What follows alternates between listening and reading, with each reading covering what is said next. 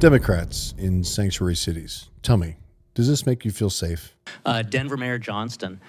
I'm a Colorado native, grew up in and around the Denver metro area, also Latino, grandson of an immigrant from Mexico, and I also served for 12 years in the U.S. Army, Colorado Army National Guard, and in the Denver metro area for another 10 years as a police officer.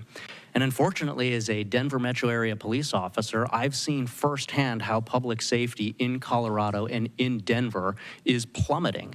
When I started my law enforcement career, Colorado was ranked 31st in the nation for our crime rate. We were ranked 3rd in the nation last year. Denver, 6 years ago in 2019, they didn't even make the top 50 most dangerous dangerous cities in the country list. This year in 2024-2025, U.S. News and World Report ranks Denver as the 10th most dangerous city in the country. Denver has twice the homicide rate as San Francisco.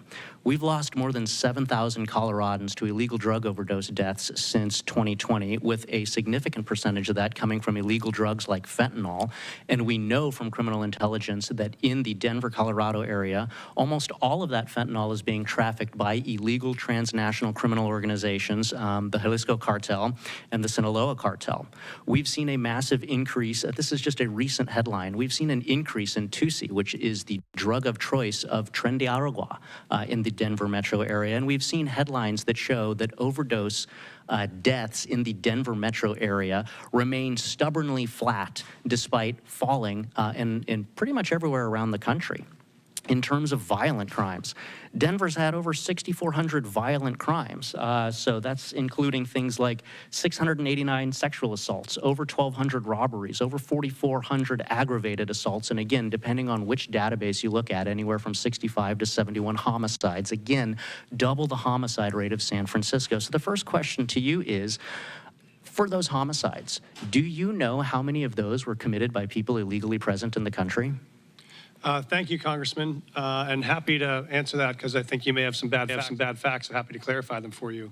In terms of what's happening in Denver right now, as we know, crime is down in Denver from last year to this year. Reclaiming my time, Meyer. Do you know? I do want to answer the question you phrased. Reclaiming my time. Do you know how many of those 65 to 71 homicides were committed by people illegally present in the country? And I'm happy to show all of the sources for my facts. We don't ask anyone's status at point of arrest. We do not know someone's status and when they're charged. Thank you. Thank you for the answer, Mr. Mayor. And I'm glad you've brought that up because as you can see displayed here, we actually have a training bulletin to the Denver Police Department dated January of this year, which pretty much says what you just said, which is that Denver Police Department is prohibited from asking for any information about the national origin, immigration, or citizenship status of any individual, and that's a problem because of the second item that we're going to display here, which is the standard FBI fingerprint card, something that I filled out for over a decade when I was a police officer, which has those items as mandatory fields, location of birth and then the citizenship. And so I've heard, being a cop in the Denver metro area, that police officers in Denver are being told not to fill out those mandatory fields in the FBI fingerprint card, which could potentially indicate why you're unsure of how many of these crimes are being committed by illegal immigrants in your city. So the second question is, will you allow Denver police officers to fill out all of the information on an FBI fingerprint card to including asking for and recording the citizenship status? Thank you, Congressman.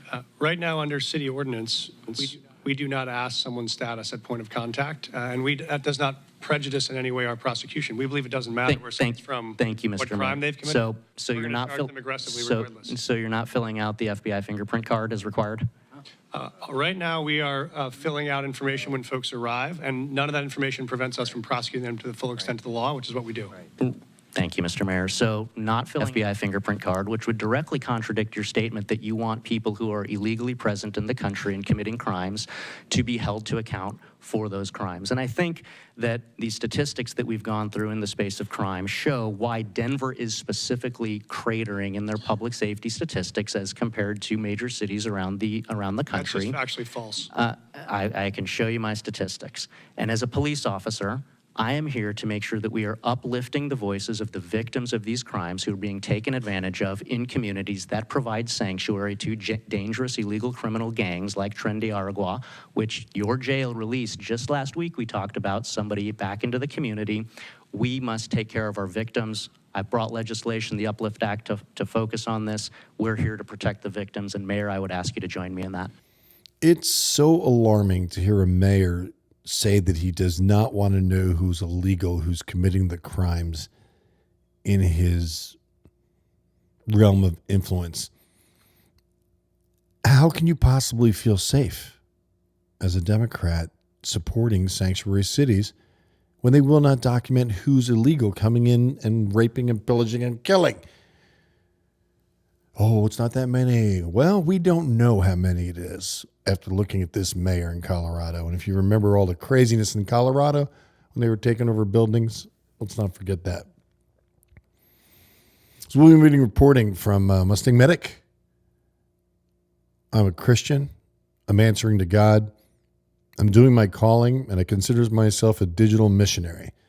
If you want me to continue reporting the truth and making you aware of what's going on, please support me financially at mustangmedicmedia.com. And if you're still watching, you like what I'm doing, and I appreciate that. God bless.